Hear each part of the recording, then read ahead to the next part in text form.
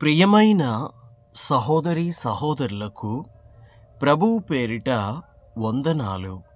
మీకు మీ కుటుంబానికి యేసుక్రీస్తు యొద్ద నుండి దీవెనలు ఆశీర్వాదములు మెండుగా కలుగునుగాక.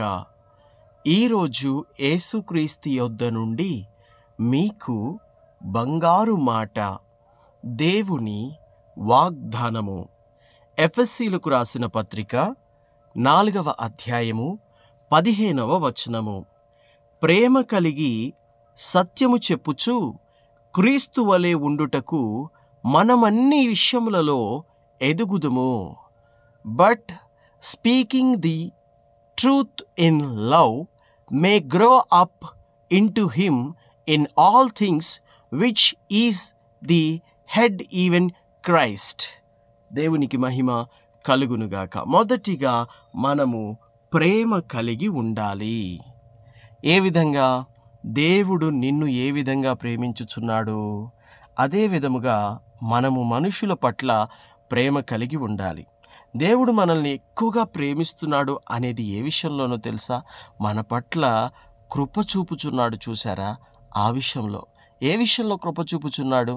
మనం ఇంకా పాపులమై ఉండగా మన కొరకు ప్రభువు కలువరి శిలువలో మరణించి రక్తము చిందించి ప్రాణము పెట్టి మనలను క్షమించి మన్నించాడు. చూసారా? ఆ విధంగానే మనము కూడా ఇతరులను క్షమించి మన్నించాలి. ఆయన మన పట్ల కృప చూపుచు ప్రేమ చూపుచు ఉన్నాడు. దేవుని బిడ్డలారా, మరి ఆయన కృపను ఆయన కనికరమును పొందుకున్న నీవు ఇంకెలా ఉండాలి? ఆయన కృపను ఆయన ప్రేమను నీ క్రియలలో చూపిస్తూ ఎదుటివారికి క్రీస్తు ప్రేమను బయలుపరుస్తూ క్రీస్తు ప్రేమను వ్యక్తపరుస్తూ మనము ఉండాలి కదా, జీవించాలి కదా. జీవిస్తున్నామా? మన నోట మాట ప్రేమ కనబడుతుందా? మన మాటలన్నీ క్రీస్తులాగా ఉన్నాయా? లేక క్రోధముతో, క్రోషముతో, ఆక్రోషముతో, ఉక్రోషముతో, బలాత్కారంగా ఉన్నాయా? ఎదుటివారిని గాయపరిచేటట్లుగా, ఎదుటివారిని బాధించేటట్లుగా, ఎదుటివారిని నొప్పించేటట్లుగా ఉన్నాయా? లేక ఆదరణ కలిగి ప్రేమ కలిగించేటట్లుగా ఉన్నాయా నీ మాటలు? ప్రభు అయిన యేసుక్రీస్తుని పరిశుద్ధ గ్రంథంలో మనం చూసినప్పుడు చదువుతూ ఉంటే ఆయన మాటకు ఒక ప్రత్యేకత కనబడుతుంది. ఆయన మాటలో స్పష్టత, ఆయన మాటలో ప్రేమ, ఆయన మాటలో కనికరము కనబడతాయి. అంతేకాకుండా ఆయన మాటలో సత్యము కనబడుతుంది. ప్రేమ, సత్యము ఈ రెండు ఆయన నోటి మాటల్లో అనుదినము కనబడుతూనే ఉంటాయి. దేవునికి స్తోత్రం. మనము కూడా క్రీస్తు వలె ఉండుటకు మనము అన్ని విషయములలో ఏం చేయాలి? ఎదగాలంటున్నాడు. దేవుని యొక్క వాక్యంలో అపోస్తలుడైనటువంటి పౌలు గారు మనందరినీ కూడా క్రీస్తులో ఐక్యతగా ఉండుటకు, మరి ప్రేమ కలిగి ఉండుటకు, సత్యము కలిగి ఉండుటకు ఆహ్వానం తెలుపుతున్నాడు. ఒక నవీన స్వభావము కలిగి నవీన స్వభావము ధరించుకొని, అనగా నూతన స్వభావమును మనము ధరించుకొని నూతనమైనటువంటి వ్యక్తులముగా ఉండాలని కూడా ప్రభువు మనల్ని పౌలు ద్వారా, ఈ ఎఫెసీ పత్రిక ద్వారా మరి హెచ్చరిస్తున్నాడు. ప్రేమ మాటలు మనకి తెలియజెప్తున్నాడు. ఇదే అధ్యాయం 1వ వచనం నుండి ఈ విధంగా రాయబడి ఉంది. కాబట్టి మీరు సమాధానమును బంధము చేత ఆత్మ కలిగించు ఐక్యతను కాపాడుకొనుట యందు శ్రద్ధ కలిగిన వారై ప్రేమతో ఒకరినొకడు సహించుచు, మీరు పిలువబడిన పిలుపుకు తగినట్లుగా దీర్ఘశాంతముతో కూడిన సంపూర్ణ వినయముతోనూ సాత్వికముతోనూ నడుచుకొనవలనని ప్రభువును బట్టి ఖైదీనైన నేను మిమ్మును బతిమాలు కొనుచున్నాను. దేవునికి స్తోత్రం. చూసారా ఆ మాట ఎంత బాగుందో? తనెవరు?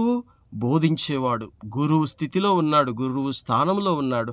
అయినా కూడా ఏం చెప్తున్నాడట? బతిమాలు కొనుచున్నాడట.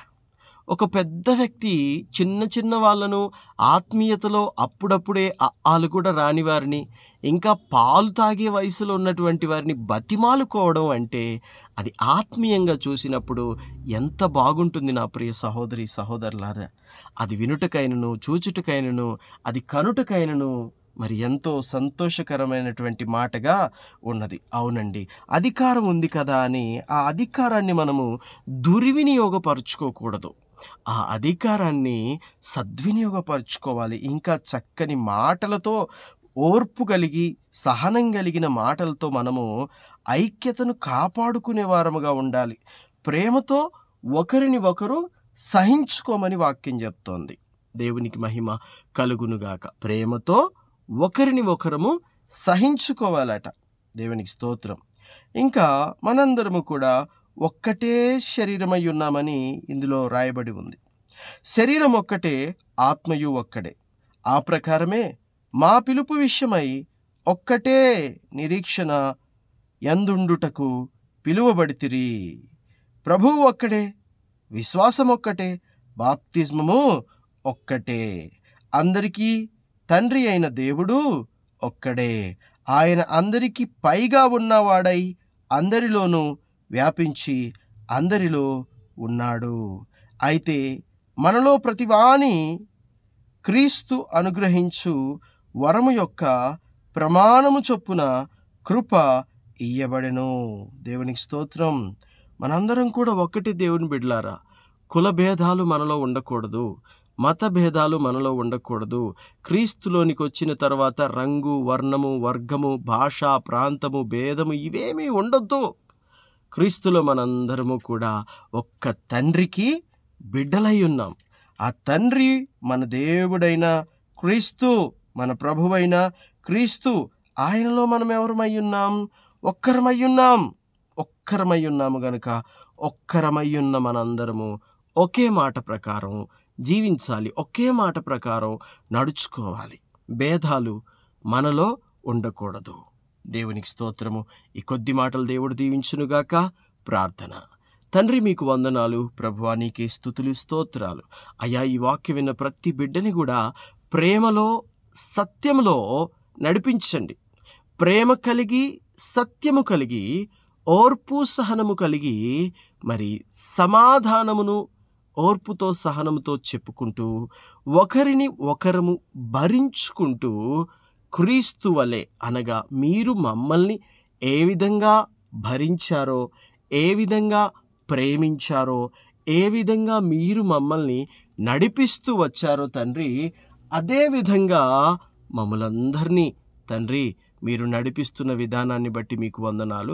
మేమందరము కూడా నడుచుకోవాలి. ఓర్పు లేదా మాకు దయచేయండి, సహనం లేదా మాకు దయచేయండి. మాకు భేదాలున్నాయా మనసులో, రంగు, వర్ణము, వర్గము, ప్రాంతము, ఇవి తొలగించేసి మేమందరం ఒక్క తండ్రి పిల్లలముగా మేముండుటకు సహాయం చేయండి. ముఖ్యంగా పరిశుద్ధమైన మాట, పరిశుద్ధమైన జీవితం, పరిశుద్ధమైన నడవడిక, పరిశుద్ధమైన ప్రవర్తన కలిగి ఉండుటకు మీ కృప మా మీద నిండుగా మెండుగా ఉంచమని, ఈ వాక్యం విన్న ప్రతి బిడ్డని, ఈ వాక్యం వింటూ బలపడుతున్న ప్రతి కుటుంబాన్ని మీరు ఆశీర్వదించి దీవించి మేలుతో నింపి బలపరిచి సహాయం చేయమని యేసుక్రీస్తు శ్రేష్టమైన దివ్యమైన నామంలో ప్రార్థన చేయుచున్నాము తండ్రి. Amen, amen, amen.